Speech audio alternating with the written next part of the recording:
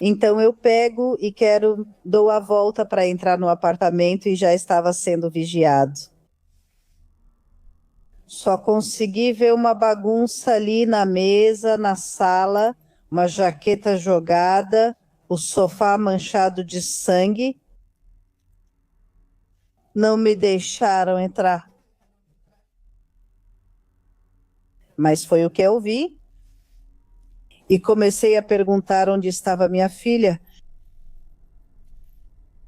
E não queriam me dizer até que uma vizinha me segurou pelos ombros e, tipo, me segurou assim e me disse: Rosalba, a Arely já faleceu. Quando ela me disse isso, sério, eu fiquei fora de mim.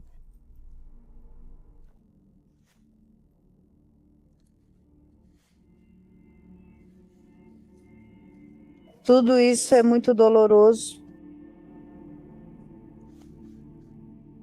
Lembrar,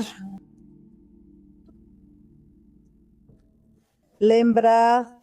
Aí o médico perguntou se a gente queria vê-la e eu disse que sim. Então nos levaram até onde ela estava.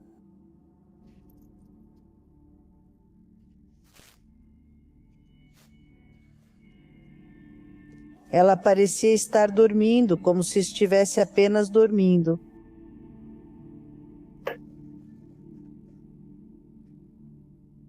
Fiquei com vontade de abraçá-la. Não a abracei porque me disseram para não tocá-la, para não apagar evidências.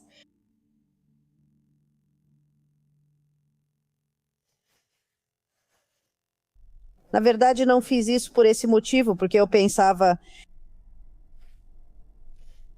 não quero apagar as evidências, para que peguem quem matou minha filha, mas fiquei com vontade de abraçá-la. Eu me vejo banhada em sangue. Eu disse, já era, até aqui cheguei, até aqui cheguei. Eu disse, mas que o peguem. Eu disse, vou morrer, mas disse que o peguem. Então eu já comecei a me defender, porque ele ainda veio mais para cima de mim, tentando me dar várias facadas. E sim, ele me acertou aqui, tenho um corte aqui, tenho outro aqui. Foi aí que acho que eu já caí e ele ficou em cima de mim e continuava tentando me golpear com a faca. Quer dizer, eu coloco a mão e ele me corta. Ele me corta assim e também machuca meu olho. São coisas que marcam e mesmo após 6 anos você ainda lembra. Eu também lembro e quero que isso não se apague para lutar sempre e trazer isso à tona sempre que for necessário para declarar e passar pelas vezes que eu tiver que passar, não a minha família. Quero que não revitimizem mais eles, mas se eu tiver que passar por isso 100 vezes, eu passo todas. Até que seja feita justiça. No Brasil, a violência doméstica afeta todas as idades, gêneros e classes sociais. Somos diariamente testemunhas de tragédias que tiram a paz de famílias e deixam cicatrizes irreparáveis. Histórias onde a crueldade e a impunidade se entrelaçam, desafiando nossa compreensão e nossa humanidade. Hoje vamos conhecer a história de Alba Arguello Cárdenas e Raul Alvin Mendoza Arguello, uma mãe e um filho cuja vida mudou para sempre após a terrível perda de Arely Mendoza Arguello, filha e irmã vítima de feminicídio pelas mãos do seu marido. Uma história de dor, de impotência e de luta, mas também de uma família que, apesar da tragédia, se recusa a permanecer em silêncio. Meu nome é Alba Arguello Cárdenas, mãe de Arely Mendoza Arguello. A Arely é minha filha, que foi assassinada pelo companheiro. Junto com o irmão do companheiro da minha filha, estou aqui para divulgar o caso da minha filha. E que seja feita justiça. Olá, boa tarde. Sou Raul Alvin Mendoza Arguello, irmão de Arely Mendoza Arguello. Ela é a mais velha de 3 irmãos, minha irmã Arely. Depois venho eu, o do meio. e meu irmão mais novo, Kevin. Areli era uma jovem responsável e essencial para sua família. Mãe amorosa, sempre cuidando dos filhos, e mulher descrita como nobre, trabalhadora e generosa. Conheceu Miguel Ângelo N., com quem formou uma família. Em aparência, então, tudo parecia correr bem. No entanto, com o tempo, começaram a ficar visíveis as rachaduras nessa relação. Os sinais de violência, o controle e a falta de responsabilidade por parte de Miguel foram revelando uma realidade bem diferente daquela que Areli mostrava ao mundo. Minha filha é uma garota, eu sempre disse que para mim ela nunca vai morrer. Ela é uma garota alegre.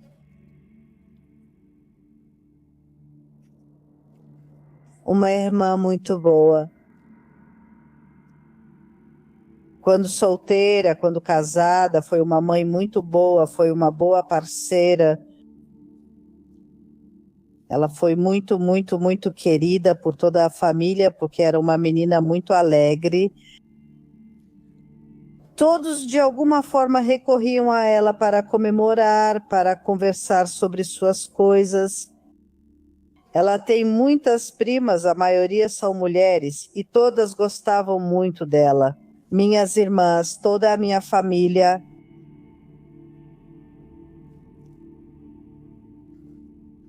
Ela era uma boa filha, muito boa irmã. Mesmo quando eu tinha que trabalhar, ela ficava responsável pela casa.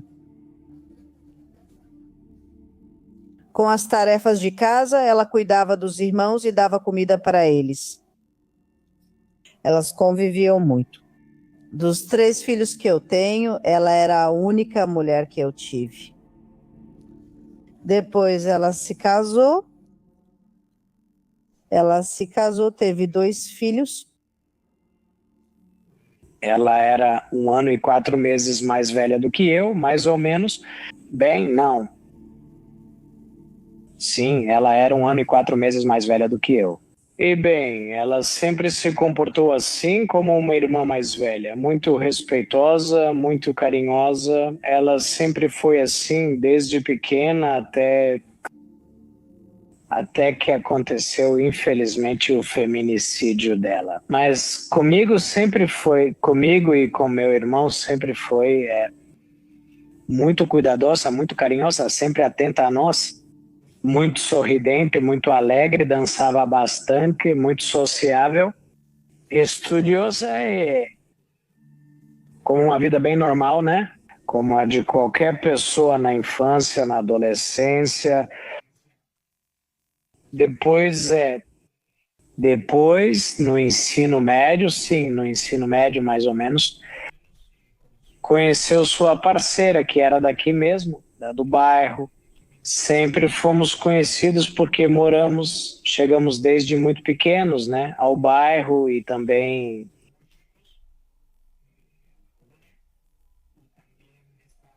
naquela época a parceira dele também morava aqui. Se conheceram e namoraram. E, bem, daí começaram a ter um relacionamento mais sério. Vivendo em união estável, eles se juntaram e tiveram 2 filhos, né? 2 sobrinhos meus, que até agora ou até hoje são adolescentes. E bom, eles tiveram o relacionamento deles por aí, começaram por volta de 2005, mais ou menos 2005. Em 2006 nasce minha primeira sobrinha, a primeira filha da minha irmã e do seu parceiro, Miguel.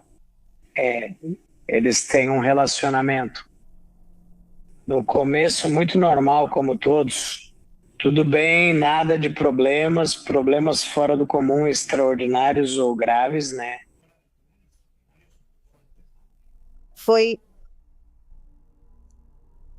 Ela morou com essa pessoa que foi sua parceira por 13 anos. Ela teve filhos, teve uma menina e teve um menino.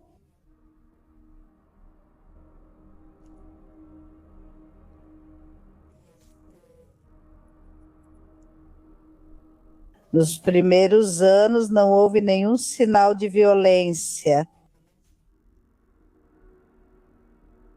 Já quando a menina, o primeiro sinal de violência foi numa ocasião em que minha filha chegou em casa e me chamou de madrugada. Ainda não moravam lá onde os fatos aconteceram, que é onde eu moro agora. Ela veio bater porque o parceiro dela tinha levado a menina. Ele a empurrou e tirou a menina dela. Então eu fui lá e pedi para eles. Quer dizer, fui até a casa dos sogros da minha filha. Fui buscar minha neta, tirei ela deles e levei ela, junto com minha filha, para casa. E assim se passaram os anos até que há 8 anos começou a violência com minha filha.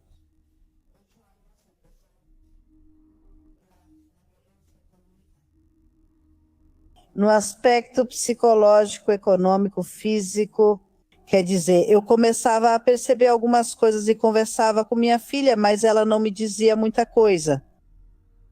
E, obviamente, ali as crianças. A menina já tinha 13 anos, o menino 12, e eles já percebiam a situação. E eles, de certa forma, principalmente a menina conversava comigo, me contava as coisas. E eu conversava com minha filha, mas ela me dizia, não, mãe, você já sabe como é a menina e que não sei o quê, coisas assim. Mas eu sim, eu continuava vendo situações, por exemplo, eu morava só com meu filho, né, o mais novo. Trabalhando, eu me esforçava cada vez mais trabalhando. E eu dizia, bom, por que eu me esforço tanto se somos só 2 pessoas?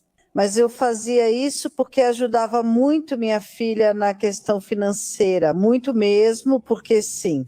Depois ela começava a descer e me dizia, oi mãe, elas já moravam no andar de cima de onde eu moro agora, e ela me dizia, oi mãe, olha, você pode me ajudar financeiramente com isso? Que geralmente era bem em relação ao dia a dia, né? Que era comida, coisas da escola, das crianças, mas eu dizia, bom, e essa pessoa, o quê? Seu parceiro, sim, o quê? Ele não te ajuda ou o quê? E não, ele nunca me dizia nada, nunca. Quem me contava as situações era a menina. Ela é quem descia e me dizia, olha, vovó, sabe o quê? Isso está acontecendo com meus pais. Quer dizer, o senhor saía para trabalhar ao meio-dia. Ao meio-dia ele estava saindo. Depois procuravam por ele batendo na minha porta, pois tocavam a campainha dele e ninguém atendia. E sim, já houve mais isolamentos. Minha filha, sempre fomos muito próximas, de verdade, sempre. Desde que sei que ela se casou, elas estiveram lá comigo. Enquanto passava a quarentena, e tudo relacionado com quando estavam bem, que tinham acabado de ter o bebê.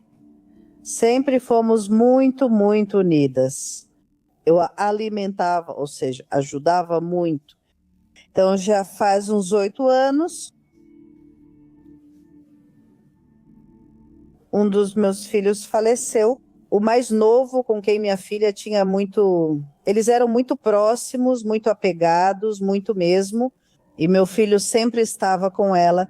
Embora ela já fosse casada e morasse no andar de cima, ela brincava muito com as crianças, com ela. Ele fazia mais o papel de pai do que o próprio pai dos meus netos. Ou seja, ele estava sempre com minha filha.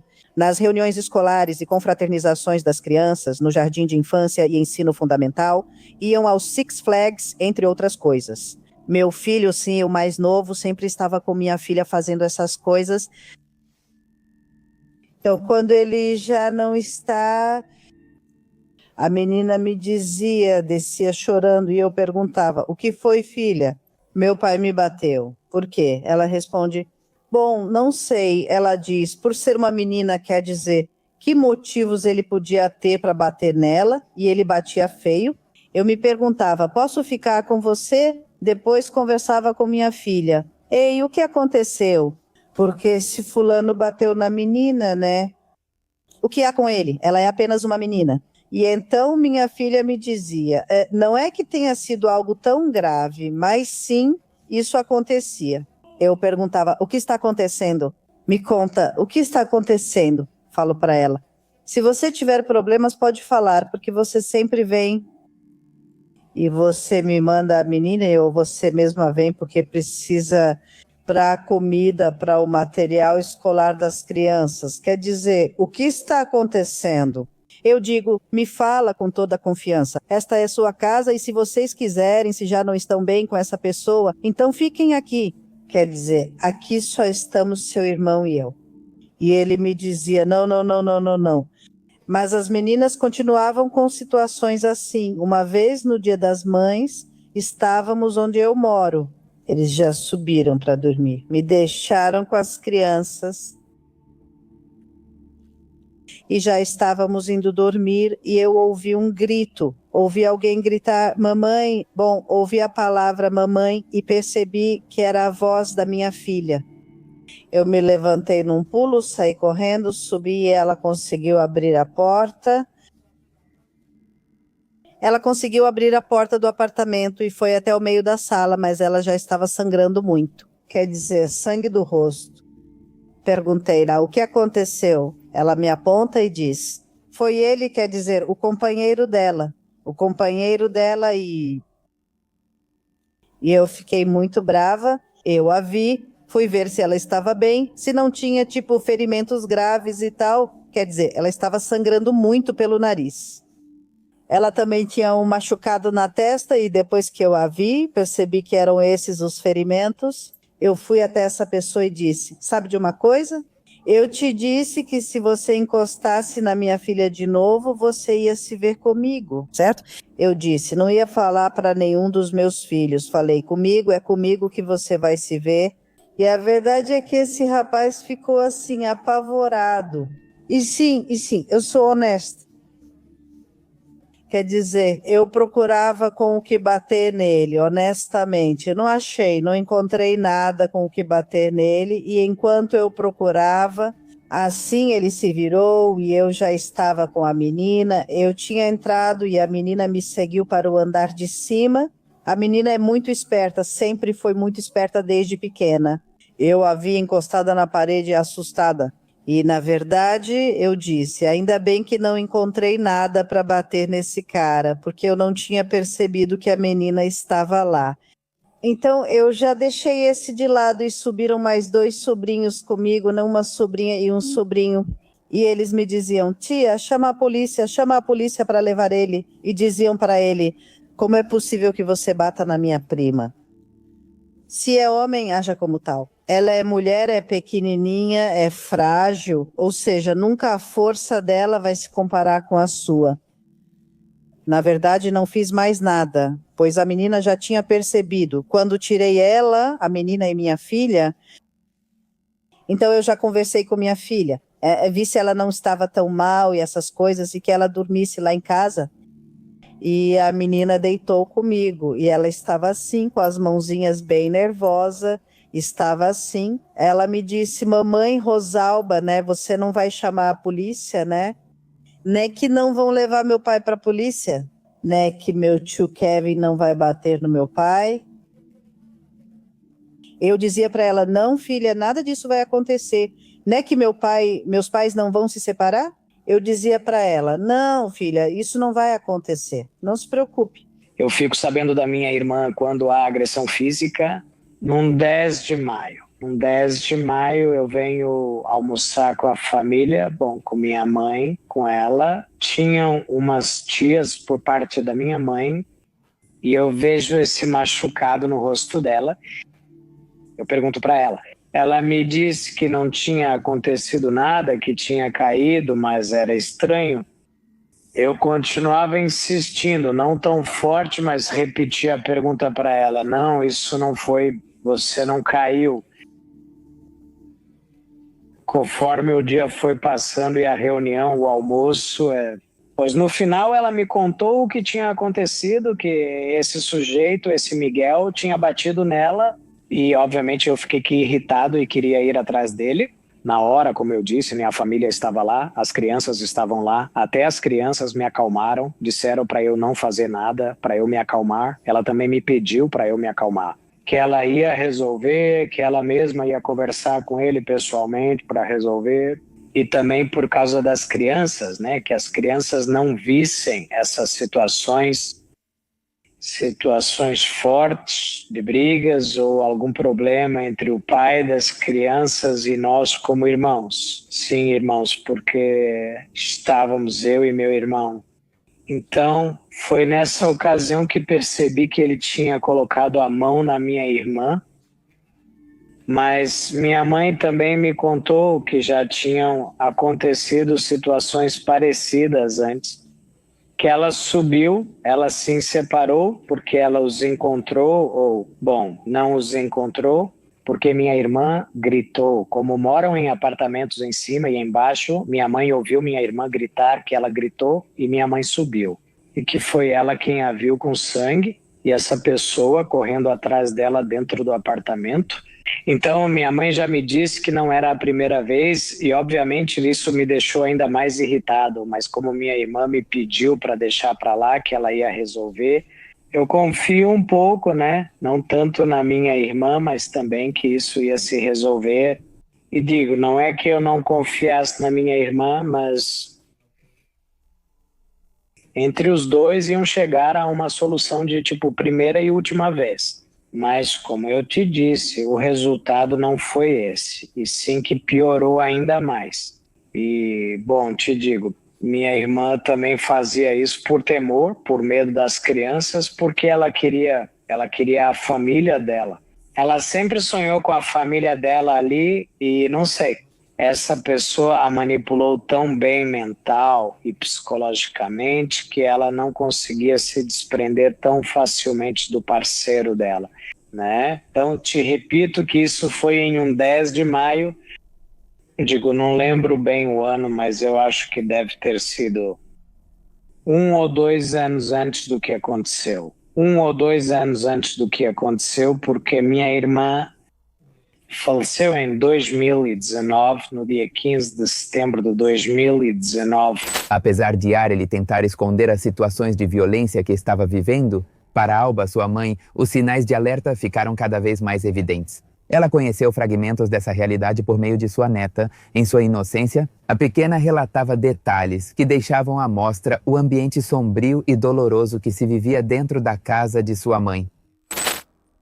Mas a menina, sim, desse jeito, porque ela percebia muitas coisas. Ela percebeu muitas coisas que ainda agora, hoje em dia, ela só agora começou a me contar toda a violência que minha filha sofreu em questão. Aquela menina me diz, mamãe depois fazia umas mini refeições pra gente. Eu dizia, o que é isso, filha? Ela só fazia um pouquinho de comida pra gente porque não tinha dinheiro. Meu pai não deixava. Ou então ela diz, quando a gente saía, comprava uma comida pro pato e pra mim, ela diz. E ela não comia. E a gente perguntava por que ela não comia e ela dizia que era porque não estava com fome.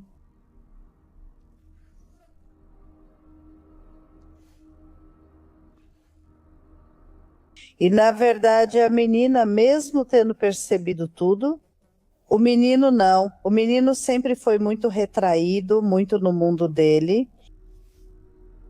Como ele era o queridinho dos dois, ele estava sempre brincando, mas a menina sempre conviveu também só com gente mais velha. E até hoje em dia, eu começo a conversar com ela e ela começa a me contar todas essas coisas e eu pergunto, e por que você não vinha me contar? E ela responde, é que a mamãe ficava brava. Quando eu percebi, após perceber mais, conversei com minha filha, porque uma vez levaram as crianças de férias para Tijuana com os outros avós, a outra família, e minha filha ficou sozinha. Eu, para minha filha, nesses dias eu não a vi. E eu ligava e ligava para ela e ela não me atendia. E eu ligava para esse fulano, ele dizia, não, sim, senhora, está tudo bem. E de repente ela descia, minha filha. Ela descia e eu já dizia, ah, bom, então está tudo bem. Quer dizer, sim, o tempo passou. Só que depois, quando houve outra briga, e a menina me disse, olha, vovó, quando fomos para Tijuana e voltamos, ela disse, e mamãe, foi assim que ela disse, mamãe estava com vários hematomas nos braços, no rosto, só que ela se cobria. E eu perguntei o que tinha acontecido com ela. E ela me dizia que tinha se machucado, que tinha caído, coisas assim. Mas depois que passava, ou seja, quando ela já não aguentava mais, eu acho, aí ela me dizia que, na verdade, meu pai tinha batido nela. Ela disse que de uma vez ele cortou uma mecha do cabelo dela com uma faca. E eu me lembrando, uma vez ela desceu comigo e me disse, mãe, olha, acho que estou com alopecia. E sim, ela tinha um círculo assim na cabeça onde faltava cabelo, mas assim, literalmente era um círculo. E eu disse, e ela falou, vou usar tal shampoo e essas coisas. E eu disse, e eu nunca imaginei uma situação assim. Porque de verdade, vocês veem o cara, tipo, se vocês vissem toda a família dele, tipo, vocês olham para eles e parece que não quebram nenhum prato.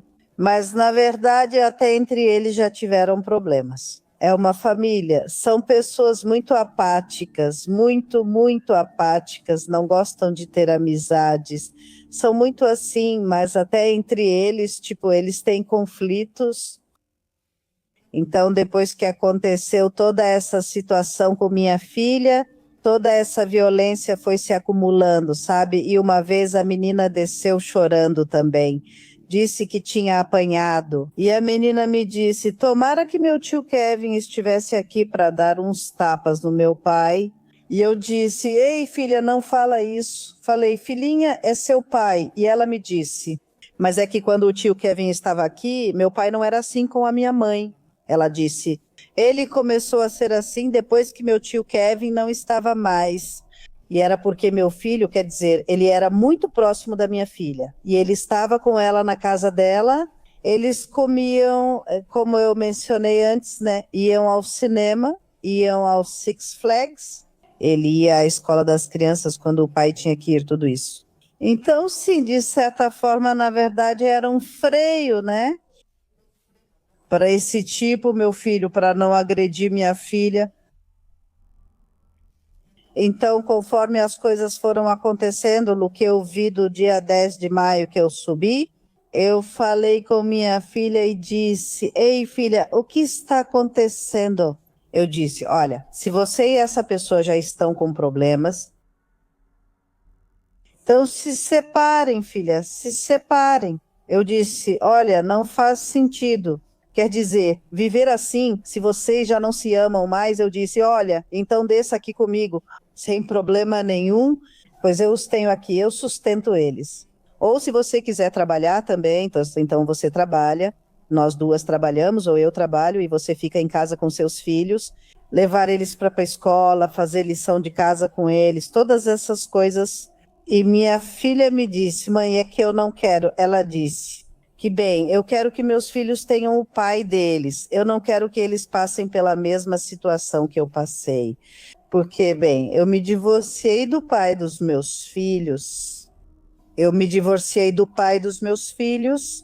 e ela, bem, era o que ela me dizia, eu não quero que eles fiquem sem o pai deles, e eu disse, olha filha, o bom pai, mesmo que você se divorcie do parceiro, tá, ele vai continuar vendo os filhos. Se for um bom pai, verá os filhos, caso contrário, não. Eu digo, então, não, eu não vejo que você tenha que ficar aguentando toda essa situação. Eu digo, olha, porque, bem, dinheiro, eu falo, ele não te dá para comida, escola e o que as crianças pedem. Eu digo, você tem que ir atrás dele. Ele diz que está trabalhando e o senhor está lá no negócio dos pais, na loja, brincando com o irmão, amigos e bebendo. Sim, brincando. Não sei se jogavam cartas, não sei o que jogavam. Eu falo para ela e não adianta. E eu digo isso porque eu sei tudo o que eu vi, por isso que eu comento. Além disso, a menina realmente chegava machucada. Ela contou que a menina quase apanhou de novo. Ele ia bater nela, mas ela correu e ela tropeçou. E me disse que por pouco não bateu o olho na quina, na ponta da cama. Sim, todas essas situações. Teve uma vez que a menina teve que entrar para defender minha filha, porque esse cara estava chutando ela na sala. Quer dizer, a menina estava deitada e ouviu que eles começaram a discutir. E ela espiou e viu como ele estava chutando ela. A menina tinha uma bolsa de sementes para quando sente algumas dores e tal. E a menina foi, se colocou entre os dois e jogou a bolsa. Ela jogou a bolsa no pai e disse para ele não bater. Então, minha filha ainda pegou a menina e disse: não, filha, não fique assim, olha, é seu pai e essas coisas. Mas a menina sempre foi essa situação, né? De que ela me disse que via ela machucada, o tufo de cabelo que ele cortou com a faca. Também quando acontece a situação de que minha filha falece, um amigo em comum dos meus 3 filhos mora na esquina e ele me contou que ela, quando aconteceu aquilo de cortar o cabelo com a faca, ela contou isso para ele. E ele disse: e por que você não conta para sua mãe, Areli? Por que você não conta para o seu irmão? Sim, porque tenho outro filho, diz ela. Por que não conta para eles? Eles vão te apoiar. E ela disse: não, é que na verdade eu tenho medo, disse ela, de que possam fazer algo com o Miguel. E ela disse: mas o que podem fazer com ele, não é? Talvez só confrontá-lo e perguntar: ei, o que está acontecendo? Porque, na verdade, eu sou assim mesmo, quer dizer, não, eu estou falando de mim. Mas eu acho que todas as pessoas, todas as mães, para defender os filhos, não se importam, né? Seja mulher ou seja, você defende. Sempre enfatizei muito isso para essa pessoa. Ou seja, se você encostar na minha filha de novo, de verdade, minha raiva é tanta que eu não vou precisar que ninguém me ajude. Então, Cláudio dizia isso para ela: fala para sua mãe, olha, você tem todo o apoio deles. E minha filha ainda, ela ficou preocupada com ele, de dizer: não, talvez minha mãe vá fazer alguma coisa com ele ou meu irmão, não sei. Em vez de ela recorrer a nós, né, de nos contar isso.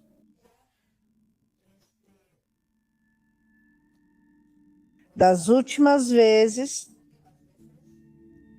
quando minha filha ainda estava viva, ela já não atendia mais o telefone. Eu ligava para ela todos os dias para que descesse para tomar café da manhã. Quando eu levava as crianças para o jardim de infância e ela ficava sozinha, eu dizia: vem, desce para tomar café da manhã. E ela já não me respondia, e quando respondia era de um jeito meio sério, e eu perguntava: você está brava? E ela dizia: não. E a menina me disse que era igual, que igual com o pai dela, já começaram a ter mais problemas, já não havia uma situação de harmonia na casa dela.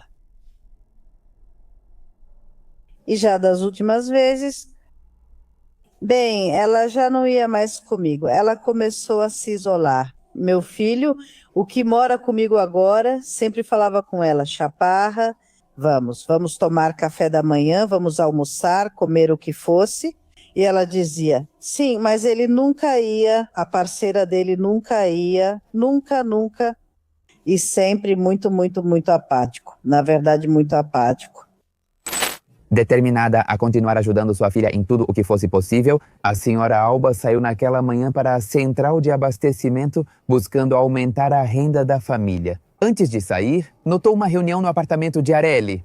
Ouviam-se risos e música, então ela achou que era uma ocasião feliz, talvez uma tarde tranquila em família. Obviamente, nunca imaginou que aquelas risadas seriam o prelúdio da ligação telefônica que a mergulharia no inferno que ainda hoje a acompanha.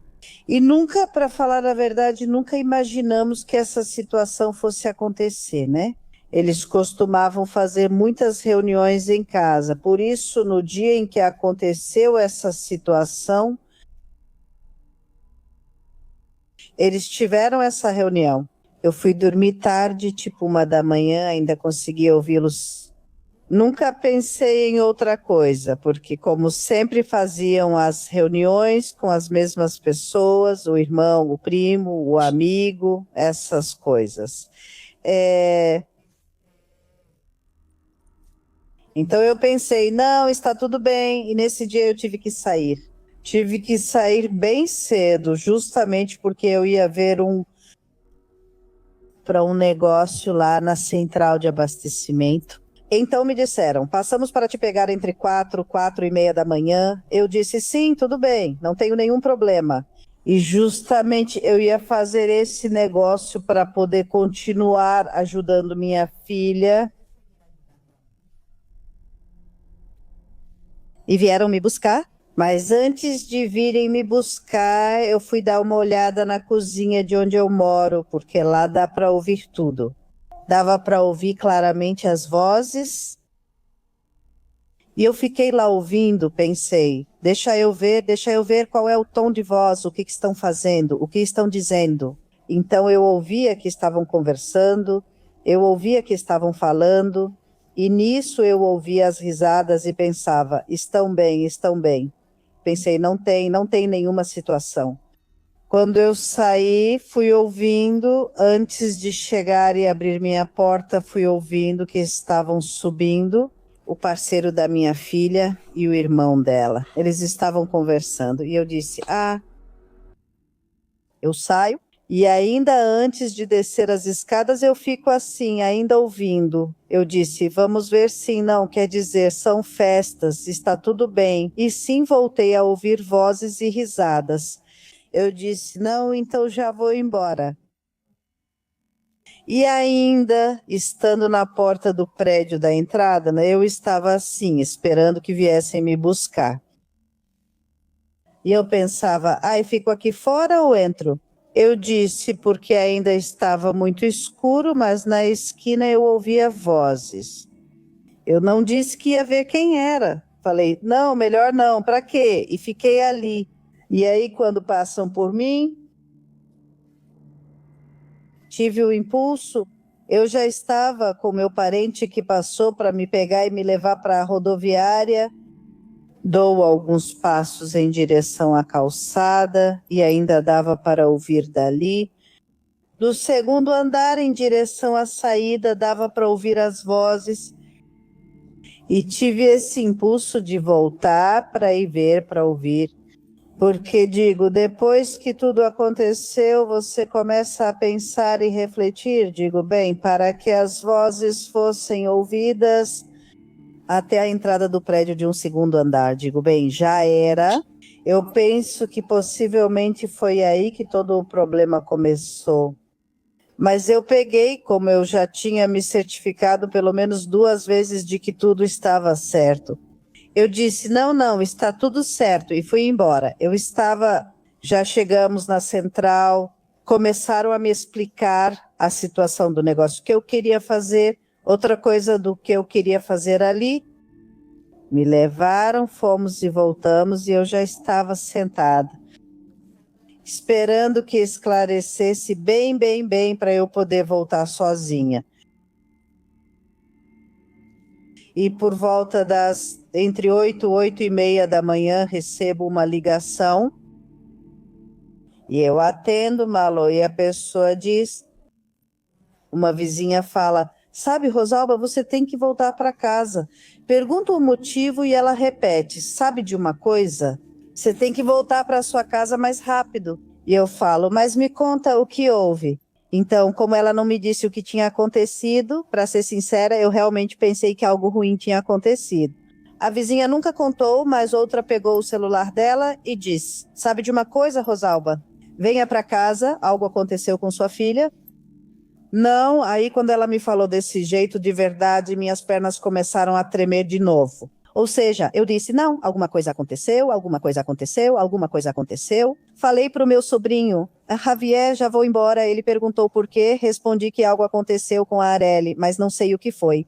Ele disse, espera, deixa meu pai te levar. O senhor veio e falou, venha. Então fomos. E realmente, o senhor. Então veio o pessoal mais forte da central até onde eu moro, o mais rápido que pôde. E eu, no caminho, comecei a falar com meu filho. Falar com ele para dizer, porque ele tinha ficado na casa de um compadre em uma festa. Eu disse, talvez ele esteja mais perto. Sim, estava na Jamaica. E eu vinha da central. Falei para ele ir ver o que aconteceu, né? E nada, e nada, e nada. Caixa postal, caixa postal, caixa postal, caixa postal. Eu perguntava para quem? Depois disse, para os compadres. E eu falo com a comadre e digo, oi, Tânia, você acredita? Recebi uma ligação do prédio e perguntei, aconteceu algo com minha filha? Por favor, meu filho está aí? Ela responde sim, peço. Por favor, peça que ele veja o que houve com a Areli.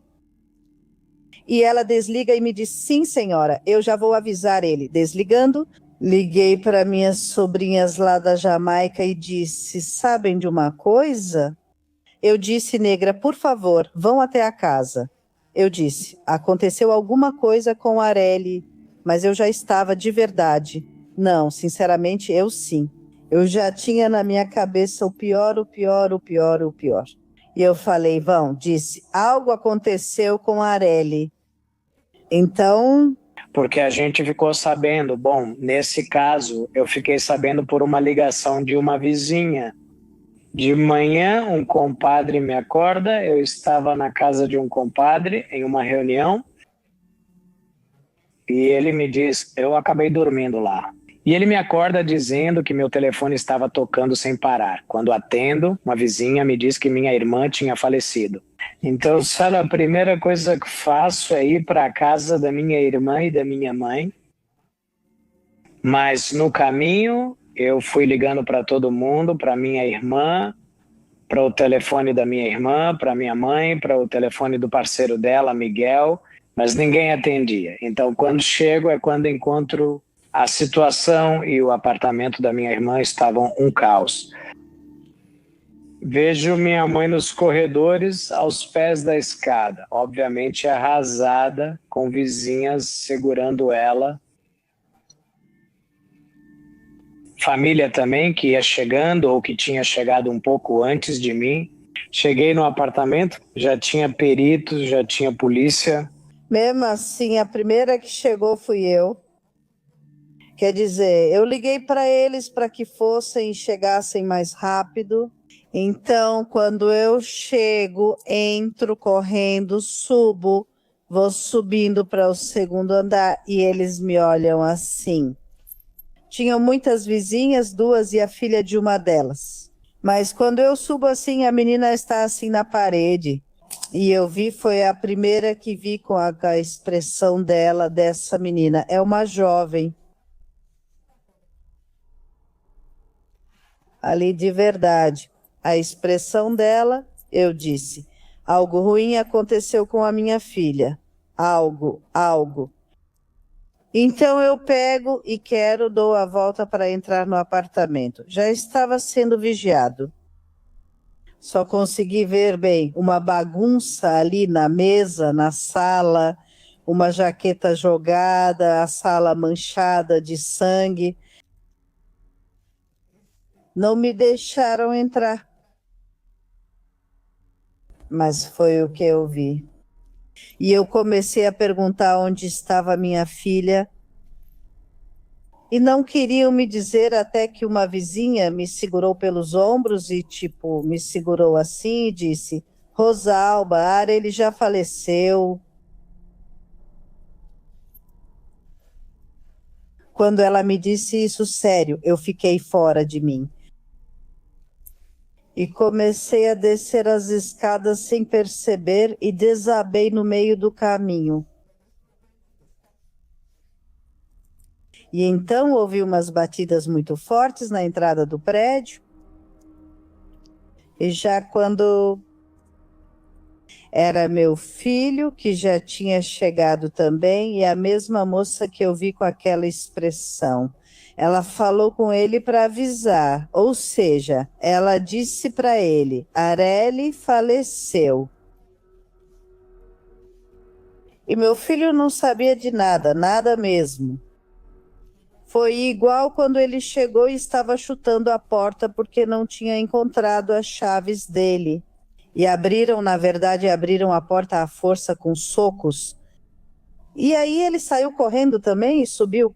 Eu estava lá, caída no chão, quando ele já tinha pego e estava subindo para o apartamento da minha filha. E eu me levantei. Eu me levantei rápido e consegui alcançá-lo. E eu o abracei e sussurrei no ouvido dele: Areli, sua irmã faleceu. E me deixou ali e ele foi tentar entrar no apartamento também. A polícia não deixou. Mesmo assim, ele viu tudo isso, saiu e começou a me. Ele me segurou e me levou para baixo, tá? Onde a gente mora, que é no andar de baixo. Ele me deixou lá e ele começou a perguntar quem sabia para onde tinham levado a irmã dele e ninguém sabia. Só que eu não sei se, como havia uma ambulância lá fora, na verdade disso eu não me lembro. Não sei se alguém a chamou para mim. Desculpa, que eu passei mal. Então, quando ele chegou, a ambulância já estava lá e ele saiu e falou com a ambulância, porque subiram os paramédicos e eles queriam me dar uma injeção, queriam me dar remédio e eu dizia, não quero nada. Eles perguntam como estou, respondo que estou bem e não quero nada, nem que façam nada comigo. E então, para eles mesmos, meu filho perguntou: para onde levaram minha irmã? Você me leva até onde a levaram? E sim, levaram ele, e eu fiquei lá. Eu fiquei lá com a comadre do meu filho, que tinha chegado junto com ele. Em busca de respostas e com o coração totalmente despedaçado, a senhora Alba e sua família foram até a clínica onde estavam os restos de Areli. Foi nesse momento terrível que eles souberam dos detalhes do que aconteceu, entendendo a magnitude do horror que tinham vivido. Apesar da dor, a família se manteve firme e cuidou de realizar os procedimentos necessários para que os responsáveis fossem levados à justiça. Depois chegou minha sobrinha Celeste, chegou minha sobrinha.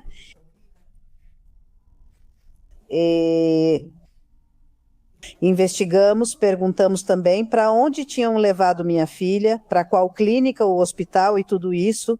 E então chegamos, mas quando chegamos, meu filho já não estava mais lá. Meu filho já tinha chegado à clínica. Ele já tinha visto agora sim, que já tinha sido informado de que sua irmã tinha falecido.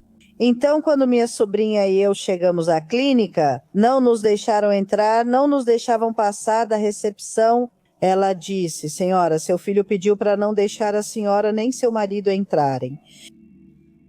E eu disse: então me deixe entrar, porque eu sou a mãe e quero entrar. Sim, quero ver minha filha. E ela disse: espere um momento, por favor.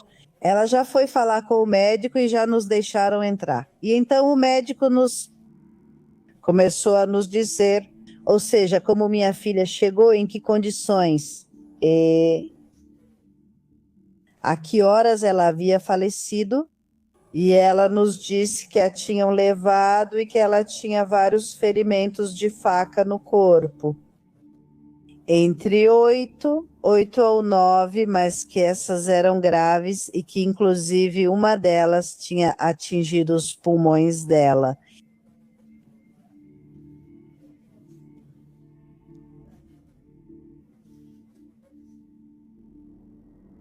E quer dizer, ela nos disse a que horas chegou,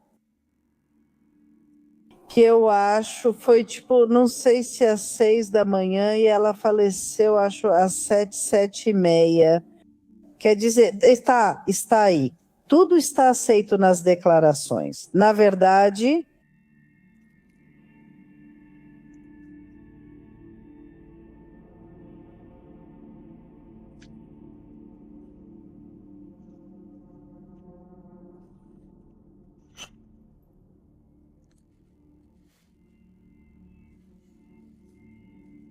Tudo isso é muito doloroso.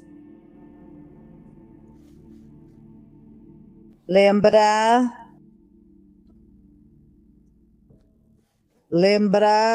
Aí o médico perguntou se a gente queria vê-la. Eu disse que sim. Então nos levaram até onde ela estava.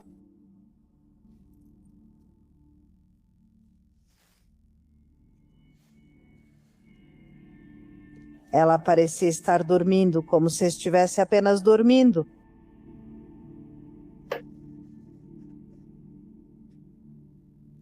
Fiquei com vontade de abraçá-la. Não a abracei porque me disseram para não tocá-la, para não apagar evidências.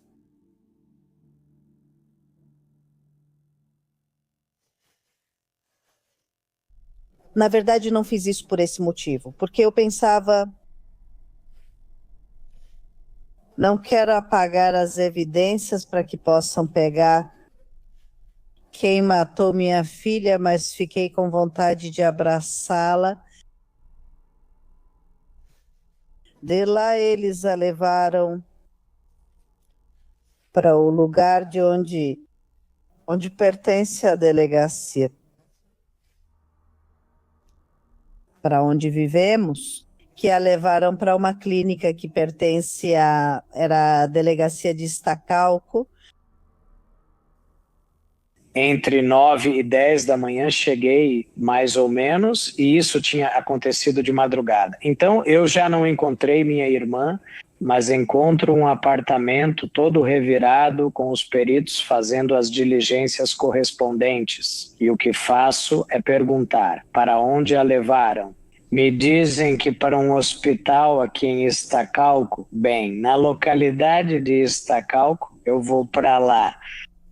Eu a vejo, a reconheço, vejo os ferimentos que ela tem.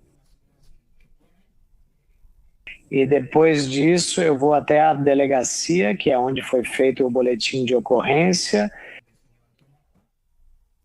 E lá estava o companheiro dela e o cunhado da minha irmã, o irmão de Miguel e José Luiz. Eles não estavam detidos, apenas prestando depoimento como testemunhas, nunca atenderam minhas ligações. Eu ligava para eles, pois obviamente era o companheiro da minha irmã, o pai dos filhos dela, dos meus sobrinhos, e obviamente ele teria... E ele estava com ela, então eu ligava para ele para que me dissesse o que tinha acontecido. Ele nunca atendeu, nunca retornou a ligação. Até que os vi lá na delegacia e descobri que foram depor como testemunhas. Então eu perguntei, questionei por que aquilo tinha acontecido com a minha irmã. O que tinha acontecido, que me contassem. Não me disseram nada, não falaram uma palavra. No decorrer do dia, fazemos todo o processo de retirada da minha irmã, tirá-la do hospital, levá-la, toda a papelada, todo o trâmite. Eles ficam na delegacia. Eu ligo, nesse meio tempo, eu ligo para o meu pai para dar a notícia do que tinha acontecido. Não conto exatamente porque meu pai está doente. Então, para que o impacto da notícia não fosse tão forte ou pesado para ele naquele momento, que tinha acontecido algo com a minha irmã. Então ele chega e já fica sabendo. E eu digo para ele ficar na delegacia, para esperar por Miguel Ângelo, por José Luiz. Quando eu vou fazer os outros trâmites do hospital e tudo, já à noite meu pai me liga e me diz que eles foram embora, que deixaram eles irem, que a delegacia, sim, a delegacia onde foi feito o boletim de ocorrência deixou eles irem. Disseram pra gente que só havia uma saída, a principal, que fica na Obrero Mundial com a Cuauhtémoc. Disseram que é a única saída que existe. Não podem sair por outro lugar, então eu perguntei. E ali, na verdade, até deixei meu celular carregando, porque já estava sem bateria. Então, para toda a situação, perguntei se me deixavam carregar o celular, se havia outra saída. Me disseram que não. Meu pai ficou na entrada principal e o tiraram pela porta dos fundos. Tem uma que vai para a rua, não lembro o nome da rua, mas fica em direção à Esperança. E aí me disseram que tiraram ele por lá. Depois, com tempo para investigar, me disseram que tiraram ele por lá. A própria polícia. Olha, a menina me contou que ela ouviu quando eles começaram a discutir, porque quando eu estava saindo e ouvi que eles estavam subindo, eles vinham de comprar mais cerveja. Então,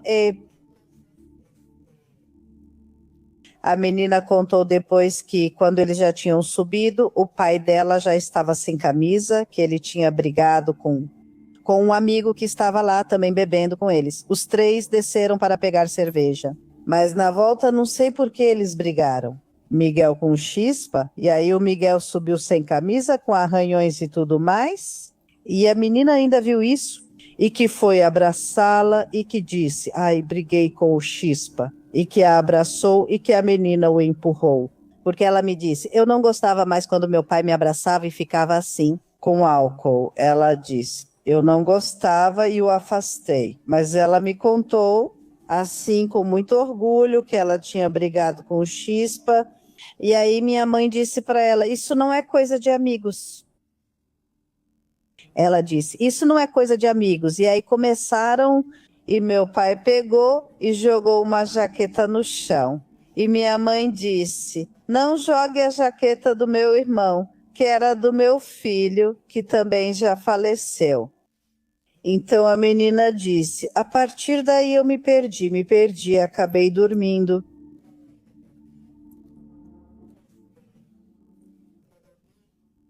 Mas para isso, como eu sou, vendo roupas, vendo sapatos, vendo acessórios, tudo para mulher. Conheci algumas pessoas onde eu vendo que começaram a me vender camisetas.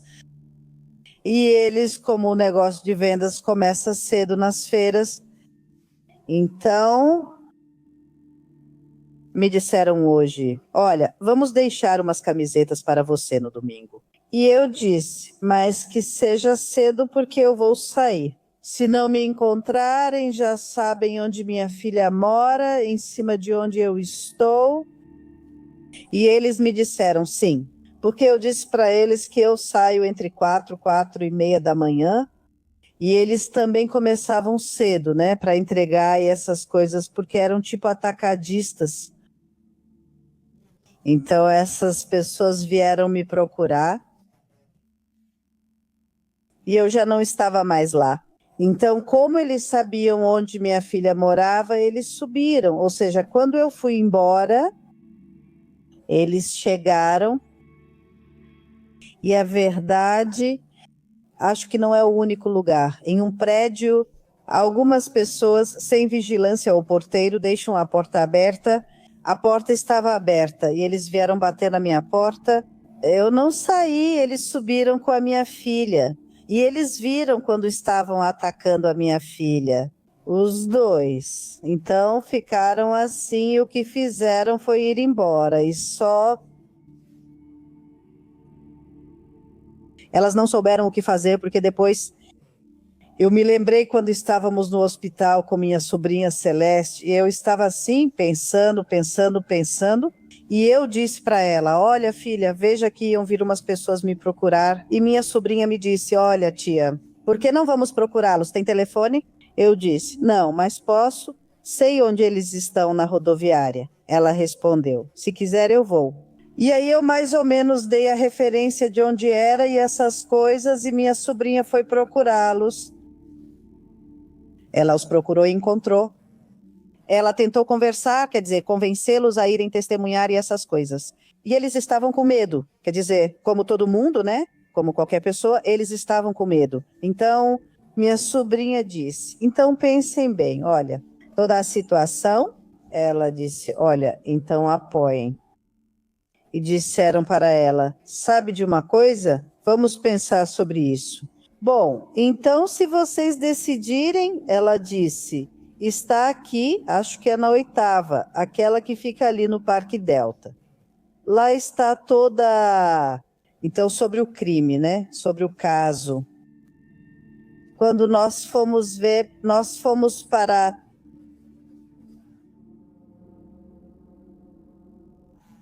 Já tinham entregado minha filha, ela já tinha que ir para o velório e essas coisas. Eu fui embora, nós fomos embora. E nos disseram que eles... Pois é, sim, eles decidiram ir testemunhar. Então tem isso dos testemunhos também. Na busca por justiça, logo se depararam com a dolorosa realidade da negligência institucional.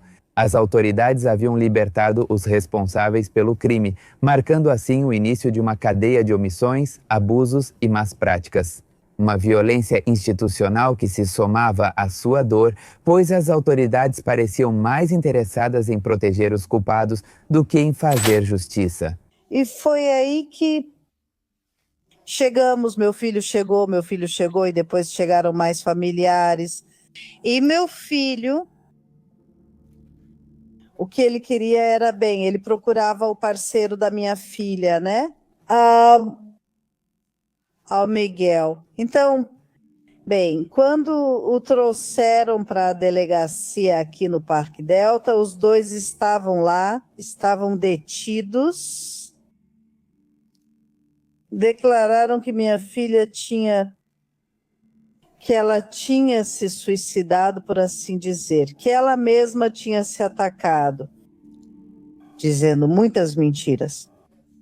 O cunhado dizia que eles já não moravam mais juntos, então já era uma coisa, é ilógico, né? As crianças, toda a verdade está com as crianças, de todas as mentiras que eles foram declarar. Que ela foi quem se machucou, que eles já não moravam mais juntos. E nesse mesmo dia, por volta das 10, 11 da noite, eles chegaram para levá-los para fazer o teste de raspagem das unhas, e daí eles não voltaram mais. Quer dizer, deram dinheiro para que assim, quando fossem levá-los para fazer a raspagem das unhas, os deixassem ir. E sim, eles deixaram eles irem. Naquela mesma noite, eles os deixaram ir. Eles passaram na minha frente, porque os agentes me chamaram para... Estávamos do lado de fora e me chamaram. E quando eu estava sentada assim como agora e tinha os agentes na minha frente me perguntando coisas, quando entrou uma pessoa igual, ele estava vestido como policial.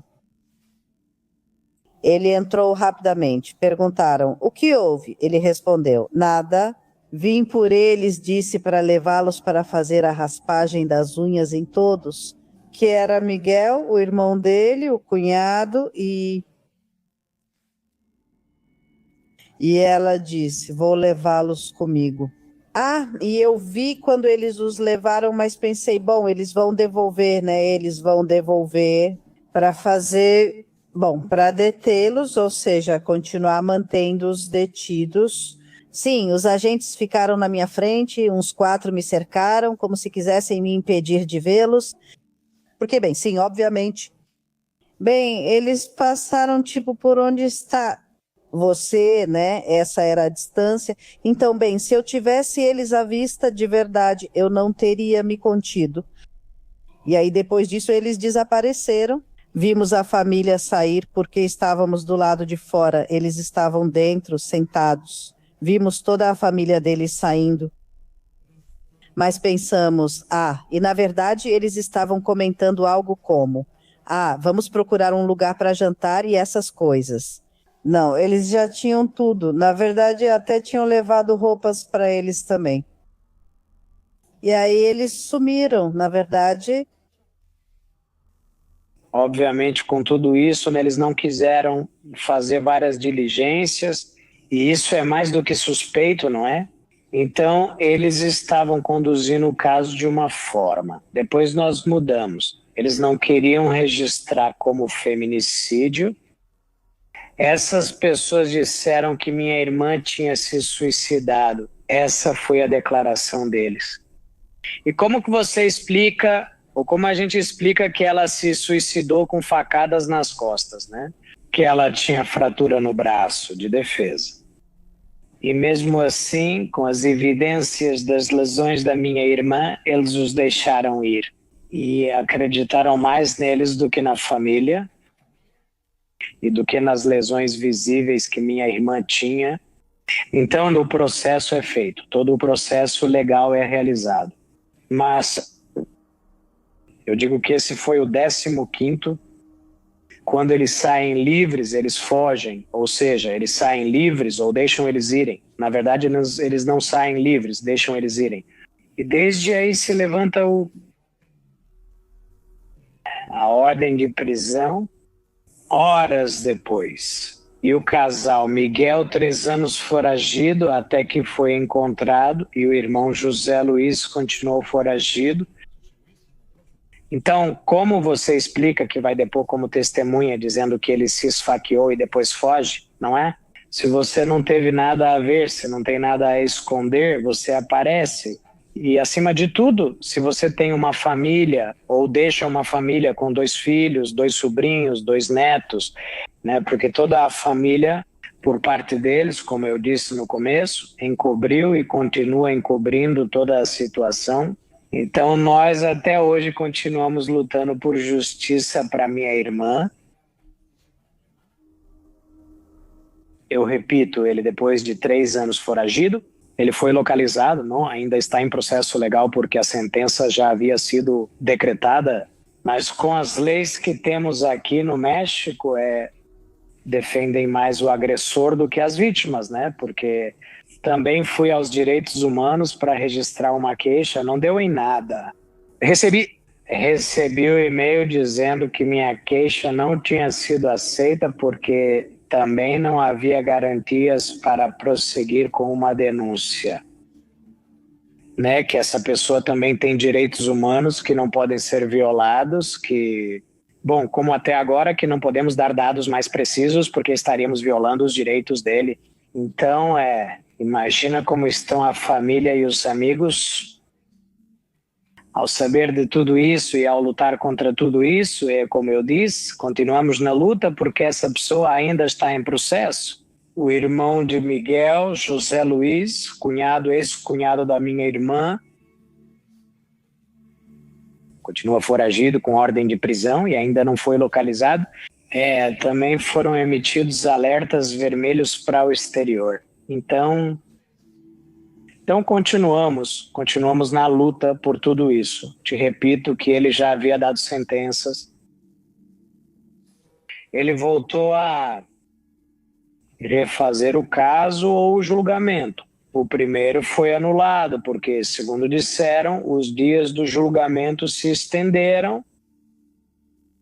Foram propostas novas datas para o julgamento, para que isso não acontecesse de novo. Mas fizeram a mesma coisa, não foi? Que houve a paralisação dos tribunais. Então, nesse processo, nesse ínterim, mas a defesa também, que segundo dizem, não, muitas coisas aconteceram nos temas das audiências que foram realizadas protegendo. E repito, vou enfatizar muito isso. Sempre deram mais importância ao agressor, ao responsável, neste caso, pelo feminicídio da minha irmã, do que a nós como vítimas indiretas e a vítima direta, minha irmã, né? Sempre respeitaram mais a ele, ou a lei sempre esteve mais direcionada ou mais inclinada a favor deles do que de nós, que somos os que realmente deveríamos estar protegidos pelas leis. Porque além das evidências que existem, além dos ferimentos da minha irmã, além das testemunhas que existem, além das provas que apresentamos, que foram muito precisas, muito concretas e muito diretas, continuamos ainda lutando para que seja feita justiça para minha irmã e para a família. Essa pessoa, Miguel, não é? Miguel Ângelo, não sei. Ele se entregou há 3 anos. Ele se entregou porque nós demos todos os dados para a promotoria, todos os dados, tudo o que sabíamos sobre eles para que fossem procurados. Para a gente, de verdade, eles diziam, olha, contem para a gente o que vocês sabem, famílias, A gente dizia para eles que esse trabalho quem tem que fazer são vocês, mas assim como a gente se importa, então sim. Dei todas as informações que minha filha me passou sobre onde moravam em Tlaxcala, tudo mesmo. Os irmãos da mãe, ou seja, da sogra da minha filha, todos os dados que ela me contava, quer dizer, porque, bem, nunca imaginamos que essa desgraça fosse acontecer, né? Que essa desgraça fosse acontecer com a gente. Bem, ela era normal, conversava comigo. Olha, mãe, fomos a tal lugar assim assado com a família, com a tia, com fulana de tal e assim por diante. Eu tudo. Todos esses dados nós passamos e, na verdade, até me ligaram. Uma pessoa chegou a me ligar para me dizer onde eles estavam. Quer dizer, a pessoa que morava ao lado deles, que ouviu Miguel Ângelo chorar, dizendo que estava arrependido do que fez. E ele estava com uma tia, irmã da mãe dele, e ela ouvia. Essa pessoa ouviu a senhora dizer: sabe de uma coisa? Mesmo que Miguel seja um assassino, nós temos que apoiá-lo. Mesmo que Miguel tenha feito o que fez, temos que apoiá-lo. E me mandaram dados, tudo. Eu entreguei tudo para a promotoria. Também me ligaram para dizer onde está ou estava José Luiz. Não sei, né? Informações que também entregamos para a promotoria, para entregar para a Laís. E, na verdade, nunca resolveram nada para a gente. Nunca, nunca, nunca. Sim, José Luiz é o cunhado da minha filha. Todos esses dados nós entregamos para a promotoria e, bem, nenhum nem outro. Não, já é aposentado. Eu já estava aposentado, aposentado profissionalmente, como jogador, mas eu continuo participando ou continuo estando dentro do meio, mas obviamente você só deixa isso de lado enquanto tenta de realizar que tudo dê certo, ou de apoiar ou buscar, porque te repito, nós não descansamos. Fomos policiais, fomos investigadores, fomos peritos, fomos porque depois com as desculpas, juízes. Se eu te contasse, se eu te falasse assim pontualmente o que vivemos nas audiências, pois é muito pesado mesmo, desculpa a palavra, mas me pegam em um assunto profissional que me transformou totalmente, assim como minha família, mas digo eu, ficando um pouco mais, levando em conta, na verdade, levando o peso de toda essa situação, pela saúde mental dos meus pais, de toda a família, eu assumo o papel de levar o processo, a maior parte, para poder tirar um pouco do peso e da dor que eles já carregam. Vou te contar, isso me transformou totalmente, né? Mas pessoalmente posso te dizer que você nunca mais volta a ser o mesmo, né? Sempre tem algo que te lembra disso dia após dia. Tanto lembrar da minha irmã quanto os processos legais que precisam ser feitos, né? Porque você nem consegue fazer o luto direito, já que tem que começar a lutar. A verdade é isso, né? Lutar com as leis, com a justiça, porque, né, se você como família, como vítima indireta, deixa tudo nas mãos da lei. Por isso há arquivamentos, por isso há casos não concluídos, por isso há tanta...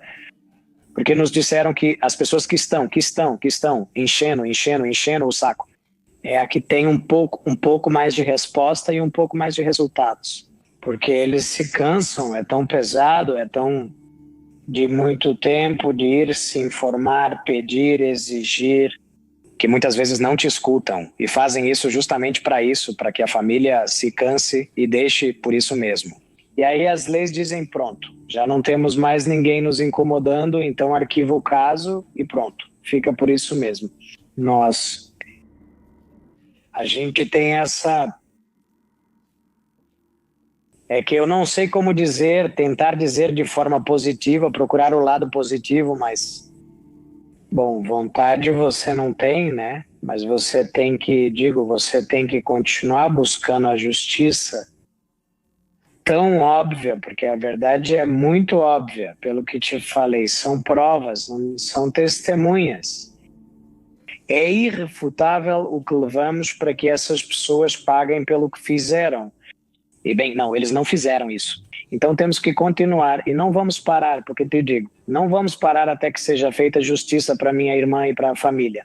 No que parece ser um ato de represália por sua constante busca por justiça, a senhora Alba nos conta como, infelizmente, quase perdeu a vida após sofrer um ataque com arma branca em plena rua. E embora o responsável posteriormente tenha afirmado que se tratava de uma tentativa de assalto, as circunstâncias indicam que foi exatamente o contrário. Tudo parece indicar que foi um ataque direcionado com a intenção de tirar sua vida. Mas, felizmente, a senhora foi ajudada por transeuntes que estavam no local, conseguindo sobreviver a esse violento atentado. Miguel Ângelo, ou seja, ele se entregou há 3 anos, mas porque há 3 anos eu sofri uma agressão na rua. Eu fui atacada na rua. E para nós isso é uma represália da parte deles. Porque eu fiquei muito na internet, sim, por toda essa situação da internet, todas essas Facebook, tipo, mandando fotos deles, que onde quer que os vissem, por favor, que entrassem em contato. A gente dava telefones por causa da situação que tinha acontecido com minha filha. Quer dizer, sim, eu fiquei muito. Então, inclusive, nessa ocasião, eu mandei fazer panfletos. Eu fui colando todos ao redor de onde moro, porque, na verdade, a gente pensava, bom, como é possível? Eu, por exemplo, sou daquelas pessoas que dizem, quer esconder alguma coisa? Então, coloca à vista de todo mundo, né? Aí ninguém vai ver. E eu pensava comigo mesma que eles estão aqui porque a primeira coisa que você faz quando procura alguém é procurar longe, né? É longe. Então, para mim, que está aqui, e um dia antes da minha filha completar 3 anos, eu fui atacada na esquina da minha casa, um cara me atacou com uma faca. É um pouco como dizer, já chega, peguem outra pessoa. Justamente quando estávamos em um processo difícil, também com o que aconteceu com a minha irmã, te digo, desde 2019 a gente não para, já são 6 anos. A gente também estava buscando justiça, a gente estava tentando chegar até onde precisava chegar naquele momento. E as coisas estavam sendo conquistadas. Havia muitos imprevistos, havia muitos obstáculos, porque não é tão fácil, apesar de dizerem que a justiça é para os mexicanos e que a justiça é para nós e as leis e todos esses versos. Não é tão fácil chegar, não é tão fácil. Então estávamos brigando por uma situação ali mesmo sobre a minha irmã. E quando se pensava em agir de certa forma, pois para continuar ativo, porque eu te repito, se você não aparece, ninguém te nota, né? Então, estávamos lá e justamente acontece outra situação. Bem intensa também com a minha mãe. Um dia antes do que tínhamos planejado fazer, que era tudo conforme a lei, hein? Nós sempre agimos conforme a lei. Somos uma família com valores, nós realmente temos valores bem fundamentados e nunca agimos de má fé como pessoas más. E obviamente não concordamos com muitas coisas da justiça, das leis, mas sempre fizemos tudo dentro dessas normas. Não? Então, é no que eu te digo que tínhamos pensado. Minha mãe sofre um atentado. Mamãe também sofre um atentado contra a vida dela. Uma tentativa de feminicídio que não se concretiza por causa dela, porque ela se defende. Me assaltar não era, porque eu estava com o celular, com aquele anel que você coloca no celular. Eu estava com ele na mão e vinha assim, andando normalmente na rua. Porque, na verdade, eu nunca, graças a Deus, nunca tive a necessidade de ficar me cuidando. Ou todo mundo, né? Minha família toda para sair.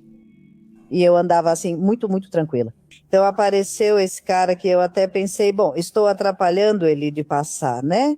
E eu me viro, quando estou me virando para ele passar, ele faz a mão dele assim, à direita. Era onde ele estava com a faca, e eu pensei, como assim? E ele não se mexeu. Ele só ficou parado assim. E eu vejo, tipo, porque você vê uma faca e não vê as pessoas se mexendo, você pensa, ele vai me atacar. Então eu pego e vou. Eu vou andando para trás, para trás, para trás. E ele assim, vindo para mim, para mim, para mim. Então chegou um momento em que eu vi que ele ia pular em cima de mim. Tipo, ele ia vir para cima de mim com a faca. Então, de verdade, eu pensei que seja o que Deus quiser. Peguei e com as minhas 2 mãos fui direto na mão dele que segurava a faca. Eu queria enfiar. Há uma tela com buraquinhos em um canteiro. Pensei, será que agora consigo enfiar a faca em um desses buracos? Já não vai conseguir nem, quer dizer, já não vai conseguir manobrar tanto. Não, eu de verdade, eu pensava, e talvez nisso já passe mais gente. Não sei, e me ajuda, mas não. Na verdade, embora a força dele tenha sido maior, ele foi mais forte que eu. Ele cortou meu pescoço. Na verdade, não seria mentira se eu dissesse as coisas assim, né? Bem, como foi?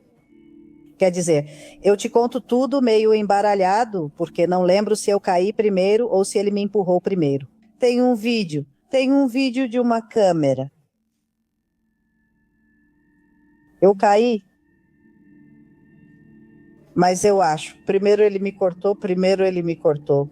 Então, quando eu vejo o sangue, tipo, me vejo assim, banhada em sangue, eu disse, já era, cheguei até aqui, mas que peguem ele. Eu disse, vou morrer, mas que peguem ele.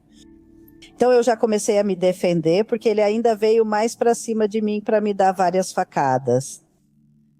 E sim, ele me acertou aqui. Tem um corte aqui, tem outro aqui. Foi aí, acho que eu já caí e ele ficou em cima de mim e continuava me atacando com a faca. Numa dessas eu coloco a mão e ele me corta assim, e também machuca meu olho. Por isso que aconteceu com os óculos. Aham, então aqui ele me corta, ou seja, na hora que eu coloquei a mão, eu não consigo segurar, então isso aqui me corta e a faca chega no olho. Aham. Então, aí já, quando ele vai me atacar de novo, chega um anjo, porque foi um anjo. Na verdade, eu não sei o que teria acontecido se ele não tivesse chegado, porque ele já ia me jogar o outro bem na cara. E essa pessoa chega e o empurra. Ela o empurra e diz: "O que você está fazendo?" Mas na hora que ela o empurra, foi igual, né? Quer dizer, vai e esse Chaves, essa pessoa fica de bruços e monta nele, não sei, para detê-lo. Aí o pessoal começa a se juntar mais. Meu celular caiu e todo mundo me perguntava: onde você mora? Onde isso? Para avisar sua família. Eu disse: olha, meu celular está ali, me passa ele. Ela me entrega o celular e eu ligo para o meu filho e digo: sabe de uma coisa, filho? Digo: acabaram de me atacar. Ele pergunta onde, respondo: na esquina de casa. Eu disse o nome da rua, mas ele se confundiu e foi para outra esquina e depois ele me contou. Então, quando ele finalmente chega onde eu estava, ele vê todas as pessoas, ele vê todo mundo e chega, aí vem até mim e pergunta: você está bem? Porque eu estava sentada lá. Eu disse: sim, filho, mas eu estava assim, com o sangue, com o sangue, com o sangue. E também na cabeça, porque eu te digo que tenho aqui também, e isso, e aqui outros. E ele me pergunta: você está bem? Eu digo: sim, sim, sim, estou bem. Eu digo: olha aquele cara, e mandaram ele. Eu digo: mandaram ele, porque veio direto para mim, nunca me pediu o celular. Então, na verdade, meu filho foi lá e realmente bateu nele. Quer dizer, só deu um chute, só um chute. Mas antes do meu filho chegar, tinha um garoto lá. Também olhei para o cara que já estava assim, de bruços, deitado. E tinha um rapaz parado na altura da cabeça desse sujeito que me atacou. E de verdade, o rapaz estava lá parado, mas com uma cara de indignação. E ele foi lá e deu um chute, mas um chutão mesmo, de verdade, que até deu para ouvir desse lado. Ele deu desse lado. E eu nunca conheci esse rapaz, nunca mais o vi, mas tenho a imagem dele. Por quê? Não sei. Aí eu disse para o meu filho: sabe de uma coisa, filho? Vamos embora, vamos embora. Eu disse: vamos para o jogo, me leva, por favor, para lá, me leva. Ele colocou o moletom dele em mim porque eu não parava de sangrar. Ai, desculpa. E, na verdade, eu já começava a sentir frio. Ela, perto da casa dela, uma pessoa, um indivíduo, porque não são pessoas, um indivíduo, chega e a ataca com uma faca. Não foi. Tentaram tratar como assalto, mas não foi. No assalto roubam e vão embora. Aqui não foi por roubo, celular, carteira ou dinheiro, foi direto. Ela foi atacada com uma arma branca. Ela foi ferida. E eu digo, 8 da manhã. Mais ou menos é quando ela é atacada. Ela vem de fazer exercícios e é atacada. Porque ela se defende e porque também agradeço muito as pessoas que a ajudaram. Alguns vizinhos da minha mãe viram e a ajudaram. Com essa pessoa, com esse indivíduo que estava atacando ela, eles o detiveram.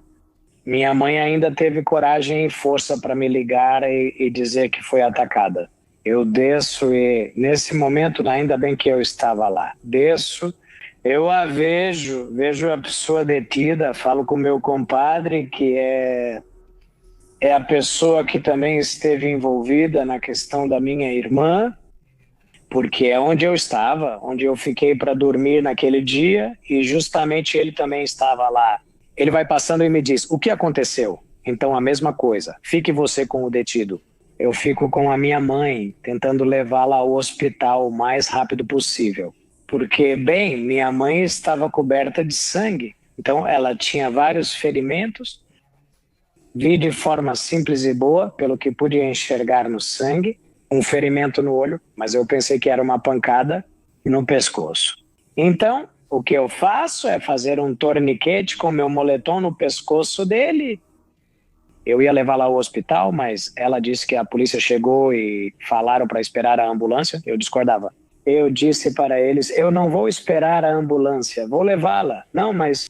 Então, obviamente, eu respondia para eles e dizia, você está vendo que a mamãe é quem está ferida? Você está vendo que é ela quem precisa ir para o hospital? A ambulância não chega, eu tenho que levá-la. Chegou como o capitão da área, arrogante. Não me lembro, aí sim, não me lembro o nome, mas se lembrasse te diria sem problema. Arrogante, como sempre te disse, em vez de apoiar a gente, as vítimas, ele apoiava ou colocava mais um obstáculo para você. Então chega um policial, outro de segurança, e ele me diz, eu te levo porque a caminhonete não podia entrar porque eles fecharam.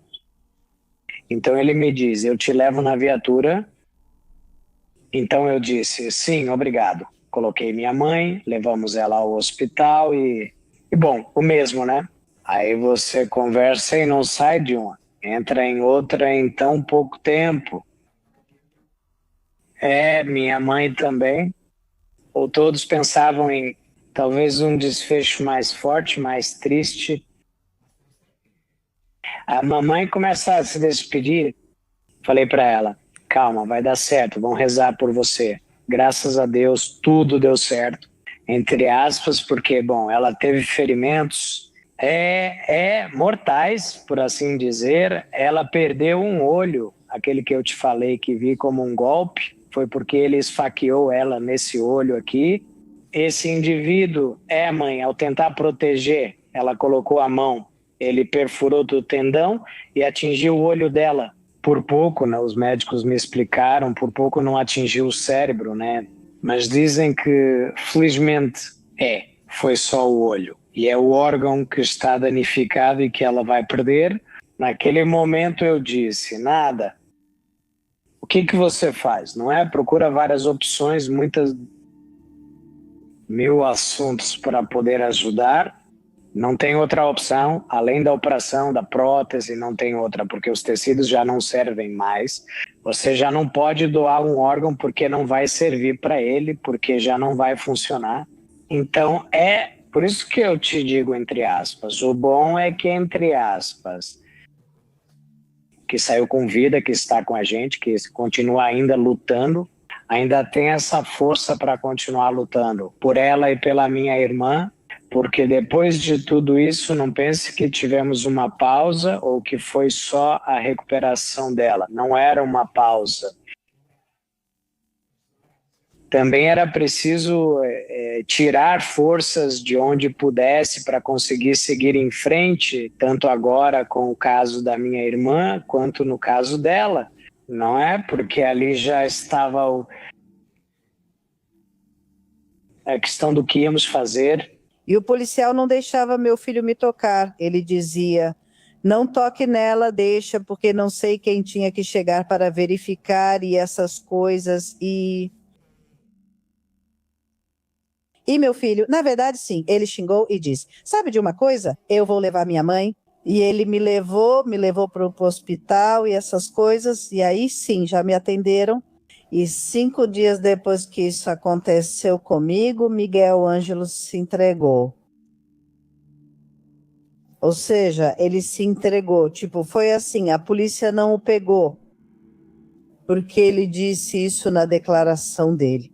Perguntaram para ele na primeira audiência por que ele tinha se entregado. E, segundo ele, disse que era porque os policiais municipais onde ele estava já sabiam que ele tinha uma ordem de prisão e estavam extorquindo ele, tirando o dinheiro dele. Ou seja, ele já não aguentava mais e, além disso, a mãe dele tinha brigado com ele por coisas tão bobas. Tudo isso que aconteceu comigo, sim, é uma retaliação por parte deles. Então, a partir daí foi levado a julgamento, Começaram as audiências, logo em seguida, e ele na primeira, na segunda audiência, que houve, ele realmente afirmou que a atacou. Ou seja, ele realmente disse que ele havia atacado, que foi porque tinha sido em legítima defesa, porque minha filha o havia atacado. E, na verdade, o juiz disse para ele, não insulte a minha inteligência. Em legítima defesa, você dá um empurrão, um tapa, mas não esfaqueia, não dá facadas. O juiz realmente disse para ele, não insulte a minha inteligência. Então, o julgamento foi realizado, ele foi condenado, deram a ele uma sentença de 52 anos e alguns meses, mas as audiências, aí está a situação das leis, né? A violência institucional. Ou seja, o juiz deu as datas passadas dos dias. Sim, ou seja, havia várias, uma audiência quase foi marcada para um mês depois, quando deveria ser para 9 ou 11 dias, máximo, né? Então, não nos deram como eram. Então, eles recorrem e anulam o julgamento. Já depois que ele foi sentenciado, anulam o julgamento, porque viram, então, as datas das audiências. E então nós dizemos, e nós? Que culpa temos, né? Ter que passar por isso de novo, ou seja, porque você tem que depor de novo, tanto nós como adultos, quanto as crianças, os filhos deles. Digo, se nós como adultos nos sentimos mal, revivemos todas essas coisas, imagina os filhos deles. Ou seja, estamos nos revitimizando repetidamente, já é a terceira vez.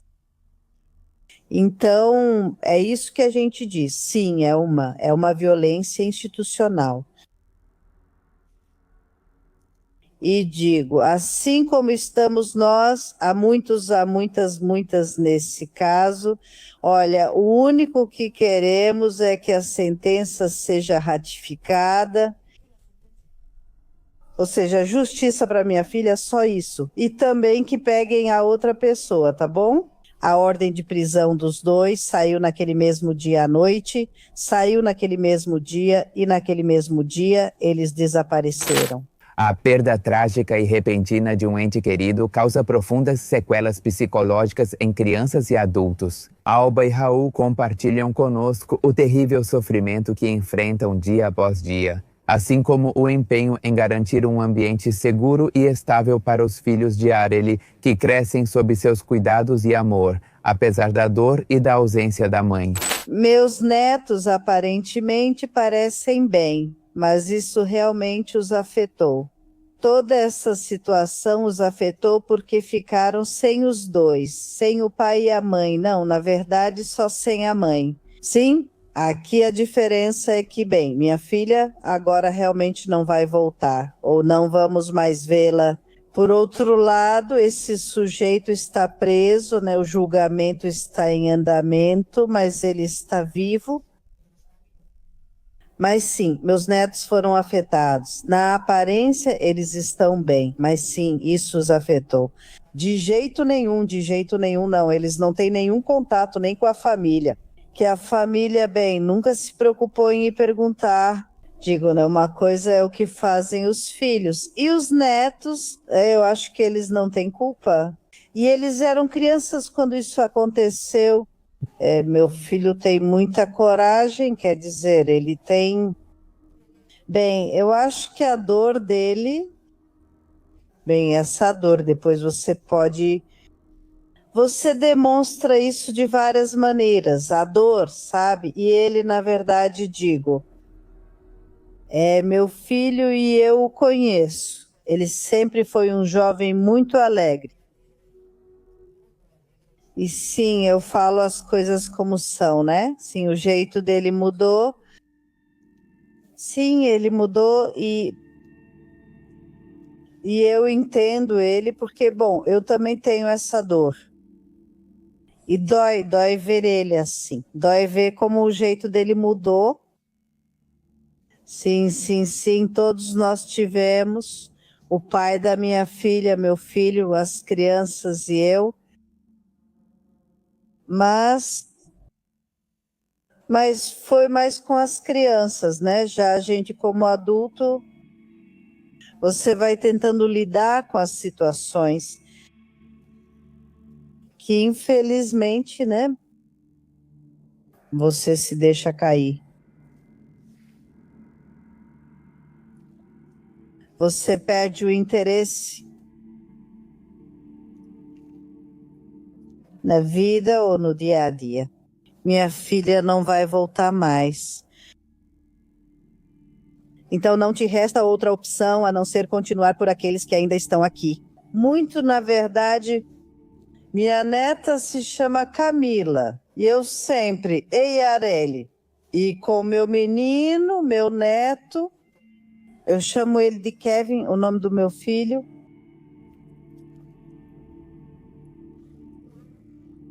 De repente, e Camila já sabe, minha neta diz, vou mudar de nome, vovó. Eu digo, não, filha, aqui. Imagina só, tantos anos, 36 anos que sua mãe tinha. Quantos anos chamando ela pelo nome? Eu digo, e nunca vou me acostumar a não mencioná-la, né? E se eu falar, desculpa, filha, me perdoa, mas... E conversei muito com minha neta. Assim como eu conversava com minha filha, ela também conversava muito comigo, a menina também. Então, sim, e sim, ela se parece com ela. De repente, eu a vejo de costas e antes, quando ela era mais magrinha, minha neta era minha filha. De costas era minha filha. Minha sobrinha disse de repente, tia, sua voz parece com a da Arely, Camila. Uma vez minha irmã me ligou e quem atendeu foi minha neta e desligou. E minha neta me disse, era minha tia Yolanda. Quando falo com ela, pergunto, o que houve, irmã? Você me ligou? Sim, Rosalba, ela responde. Você acredita? Quem atendeu foi a Camila. Eu digo, sim. Ela diz, era a voz da Areli, por isso desliguei. Eu digo, aí olha, sim, eu também. Sim, ela tem o tom de voz, o jeito de rir, e estão minhas sobrinhas, elas me dizem, ai tia, dê a risada da Areli. Eu digo, sim. Poxa, bem, aí entra na mudança completamente emocional e de saúde, porque afeta em todos os aspectos. Emocionalmente, você nunca está totalmente bem, nunca retorna ao 100%. Você tenta. Como dizemos, é preciso seguir em frente por quem está aqui, né? E tipo, como eu comentei no começo, minha irmã deixou 2 filhos. Então temos que continuar por eles, temos que continuar pelos meus pais. Obviamente tem dias que podem ser mais difíceis que outros. Mas você tem que se apegar a algo para poder continuar e para poder dar a eles uma qualidade de vida. As pessoas presentes. Muito melhor do que a que Miguel e José Luiz deram para minha irmã. Por exemplo, meu dedo, digo, ele não dobra. Sim, é uma situação que chega a doer tudo. O ombro, o braço. Se ele está bem, como pegaram agora sim, que no momento e tudo, e as testemunhas foram bem poucas. Só 2 testemunhas, acho. O julgamento foi rápido. Ele foi condenado a 29 anos e alguns meses também. Nunca disse nada, simplesmente se limitou a dizer que ele ia me assaltar e que acabou passando dos limites. Não, não acho, porque como eu disse, como eu estava com o celular na mão, porque na verdade eu estava tirando fotos ali na rua de uma arvorezinha que tinha, e eu estava com o anel aqui e o celular. Ele nunca me disse, me dá o que você tem, me dá o celular, nada, nada, nada, nada, nada. Eles não te dão, você não tem, eles não te dão tempo. Eu vi isso nas audiências e então tudo se remexe dentro de você, tudo o que aconteceu, seu estômago se revira. Na verdade, dá vontade de enfrentar e gritar tudo na cara dele, até como ele vai morrer. Mas, na verdade, nos disseram, vocês se comportaram bem, porque há casos em que vem o fulano, diz. Na verdade, eles vão para cima deles, não sei como fazem, eles escapam de, ou se livram da proteção que têm, diz, e eles vão para cima deles e dizem, até que vocês vão morrer, diz, e vocês não. Ele, bem, nós vamos, porque o que queremos é que isso acabe o mais rápido possível, não atrapalhar o julgamento. Sim, e que isso acabe logo, né, porque é muito desgastante mesmo, de verdade, né, em todos os sentidos. Eu te digo, é complicado.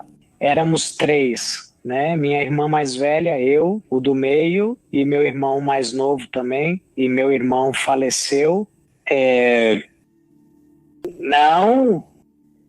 Não há palavras, né, de dizer, vamos lá, ânimo, não acontece nada. Eu te digo, eles se apegam ao momento, se apegam àqueles que estão por perto, nesse caso, as crianças. Para nós, os filhos da minha irmã são a maior força que temos, né? A família que a gente tem, digo, cada um no seu momento, quando estávamos todos juntos, cada um tinha seu papel, sua vida, seus ideais, seus planos. Mas mesmo assim, mesmo que não estivéssemos juntos ou cada um estivesse do seu lado, éramos uma família muito unida. E hoje continuamos sendo, já que estamos aqui. Acho que tiro forças dela, ela de mim, das crianças e da minha esposa.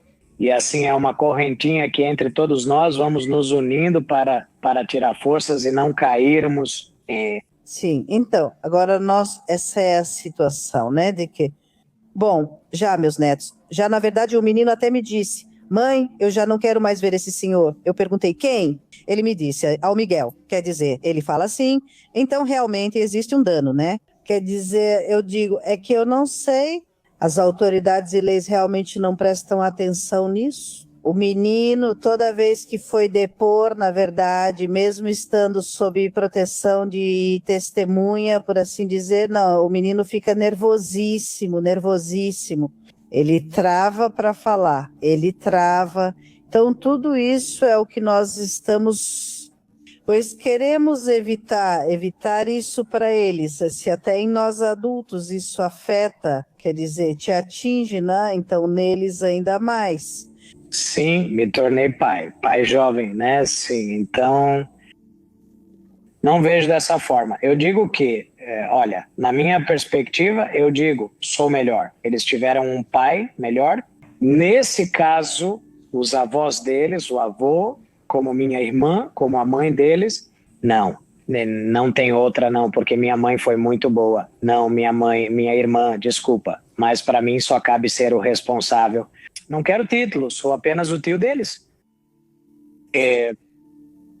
E é isso, né? Faço isso pelo amor que tenho por eles, obviamente, e pela minha irmã, né? Que apesar de não sabermos desse final, eu fui padrinho, né? Ela me pediu no começo se eu queria ser padrinho da menina. Eu disse que sim. E aí dizem, né? Que os padrinhos são escolhidos para quando faltarem os pais. E infelizmente foi isso que aconteceu com a gente. E digo, não é...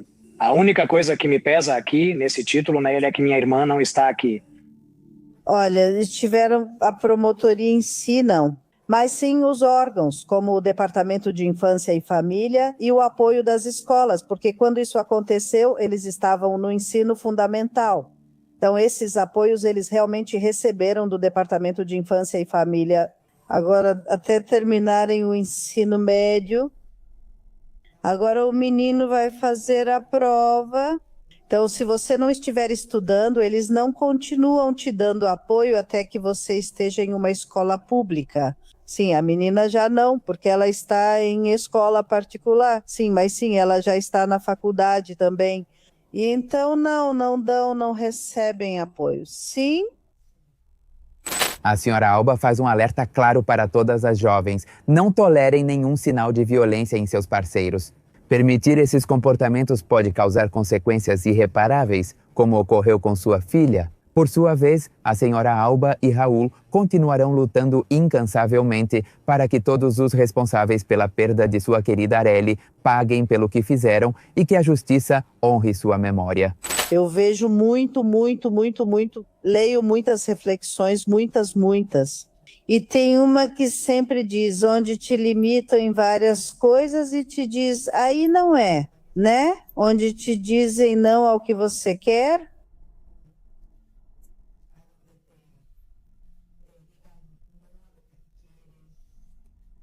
Claro, que seja algo pessoal, algo bom. Mas eu digo, já no caso da minha filha, eu realmente digo que as jovens devem ter muito cuidado. Muito cuidado com quem se envolvem, conhecer as famílias, porque mesmo conhecendo, nunca se termina. Nunca de verdade você tem a segurança de conhecer bem as pessoas. Só isso que tenham muito cuidado. A verdade é que tenham muito cuidado, realmente conheçam bem a pessoa. E é o primeiro ato de violência, eu acho que devem se afastar. Não, simplesmente que nós vamos continuar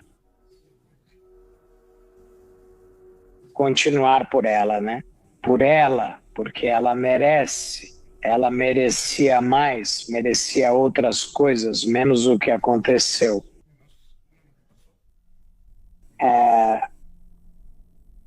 Você nunca imagina o que vai acontecer. Eu a vi um dia antes, quer dizer, eu a vi na verdade naquele dia de manhã. Eu a vi, né?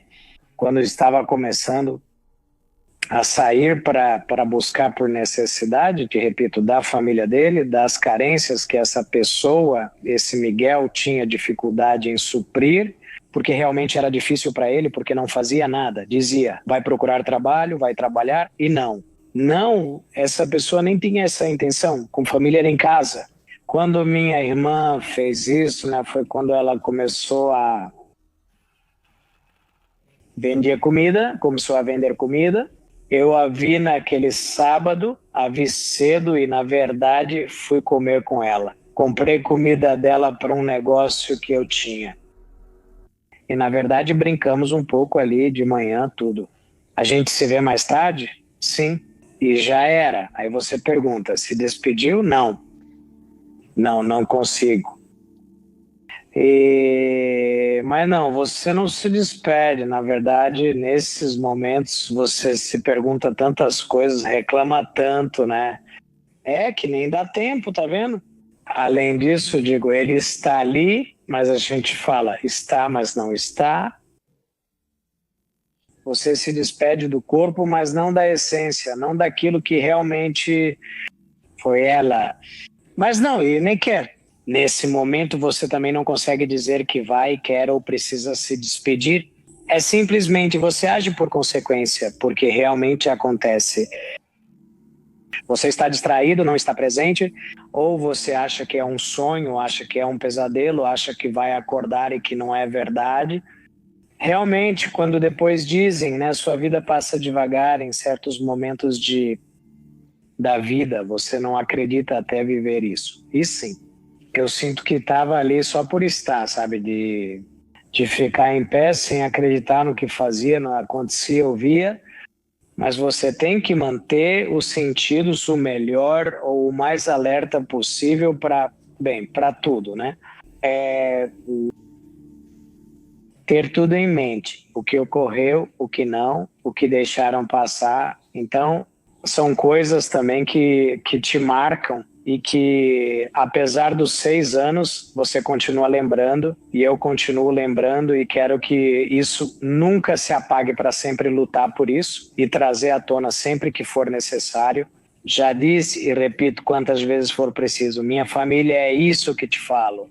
Que não revitimizem mais eles, mas se eu tiver que passar por isso 100 vezes, eu passo 100 vezes até que se faça justiça. Sim, é justiça. É justiça para AMA. Algo assim, para AMA. E depois é Areli Mendoza Arguello. Se alguém quiser entrar em contato comigo, bem, para nesse caso, então, para me dar informações sobre a outra pessoa que tem ordem de prisão, que é José Luiz, o irmão de Miguel Ângelo, podem acessar este site, não é?